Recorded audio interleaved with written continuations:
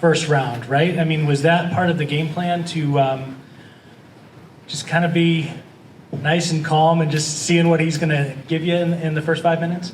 I mean, in these 5-round fights, you need a round to gather information, process, to make reads, to feel like how fast is, because we don't know until you get in. How fast is he? What's his range? Does he step into a straight right? Does he drift off? Just all that gathering information. That's what I was doing. I'm sure that's what he was doing also. We were both. I could tell he was doing exactly the same thing, and that's what good strikers do. Not all strikers just want to jump in there and throw down. I know it's what the fans want. Yeah. They just saw Matt Brown and Brian Barberina just hucking and trying to knock each other out, but we're heavyweights. As you can see, it only takes one. So you gotta make every punch count, and that's what I did. Did you get enough information from him in those first 5 minutes to actually use it in the second round, or was just that punch that landed was just kind of, you know? Well, yeah, I wasn't expecting that punch to be the one to put him out, but I knew each round I would be able to find a lot more opportunities. After that first round, I figured out his speed, I figured out his range, and yeah, that's what happened. That was organic, but no, I did not intend for that one to be the one to put him out. No. Did they tell you about your extra check yet, or had you not heard that yet? I have just heard about it. Yeah. I'm very excited Congrats about on that. Thank you. Do you have plans for it yet? Bills. I got a baby. I got things I got to pay for, so it'll be put to good use. Talk about, I guess, sort of the call for a title shot afterwards, but then also, when DC said, "Hey man, we got Stipe right behind you as well," you said you'd potentially fight him too if it came down to that. I view them as the same opportunity. A win over Gane, who was on a hot streak, who was just in the title fight, that a win over him should put me as the next title contender. Same thing with Stipe. He's the GOAT, in my opinion. He's the GOAT of this heavyweight division. He honestly deserved a rematch a while ago, but if he's willing to risk it against me and I beat him, that's the same thing to me. It's a title shot for me would be the next thing after beating Gane or Stipe. You guys have some history together, right? Yeah, we worked out together years ago, back when I was not very good. He destroyed me every spar. I don't have no awesome sparring stories. He was levels and levels above me. I helped him get ready for Gonzaga. That was back in 2012. Yeah, I had just begun my amateur career in that year. So if that fight happened, there's no high drama talking about, oh, these guys were formers, they trained together. Yeah. Nah. I respect him, but I believe I'm on his level. I believe I can take him down. I know I can take him down because I did take him down. But I also believe if we get into a striking battle, I can strike with him. I've got the footwork. I've got the acumen. I believe in my coaches, and I know I can hang with anybody on the feet.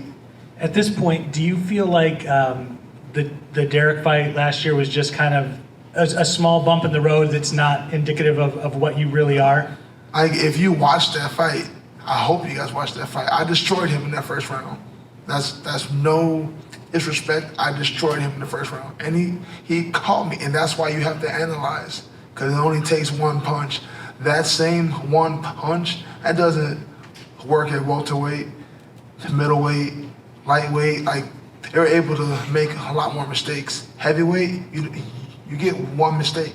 I made a mistake. I didn't get offline. I didn't have an angle before I shot, and I gave him his only way of winning, me taking a direct shot into his uppercut.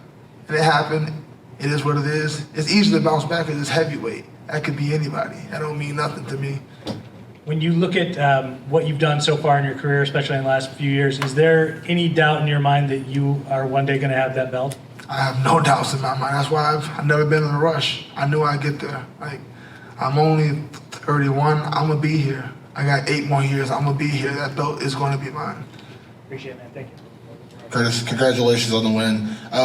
You've had a lot of satisfying wins in your career. Everyone remembers probably the knockout of Virginia Dos Santos when you got that one, but Was this a more satisfying knockout just because everyone came in saying it's going to be a striker versus a wrestler, you're going to wrestle him? Like, is it satisfying to get that kind of a knockout, though? It's satisfying, but no, it's not more satisfying because Chris doesn't have the resume of a Junior Dos Santos. For me to knock out Junior Dos Santos on his feet, that was everything. That's something, like, we wanted to win, but we didn't think it would be like that. Tonight, no disrespect to Chris, but me and my coaches, we've been saying it all week. I can do whatever I want to do.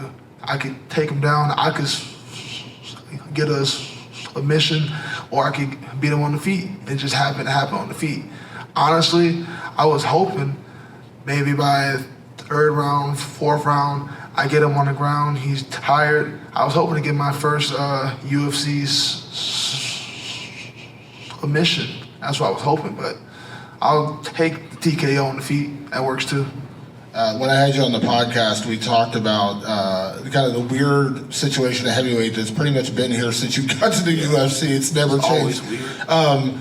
You mentioned Gane. He is technically coming off a loss. You know what I mean? I know Stipe is too, but again, you mentioned he's the GOAT, all those kind of things. You got guys like Tai Tuivasa around right now, but Dana has said, chances are there's going to be an interim title. We don't really know what's going on with Gane. Of course, he just went through surgery, so either way, he's out for the rest of this year. Do you think Stipe is the one that makes more sense just because he is the former champion, or do you think Gane just because he has the? I know it doesn't matter, but it doesn't matter. Hey, it don't matter. I know a lot of people get the mic and they just talk smack. I'm being 100. A win over Gane, what's next?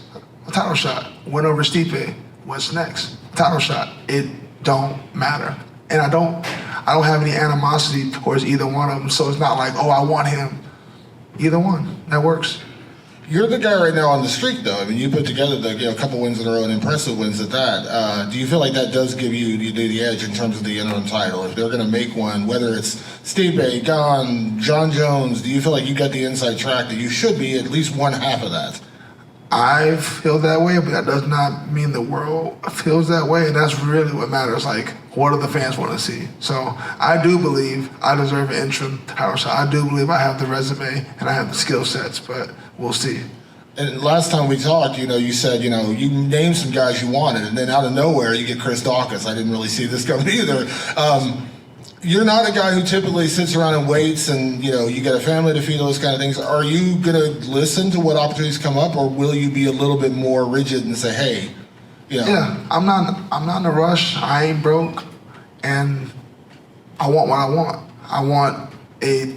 I don't want to just fight guys just to fight guys. I'm just trying to get to the belt. So whomever that is, whatever route I have to take to get there the fastest is the route I want.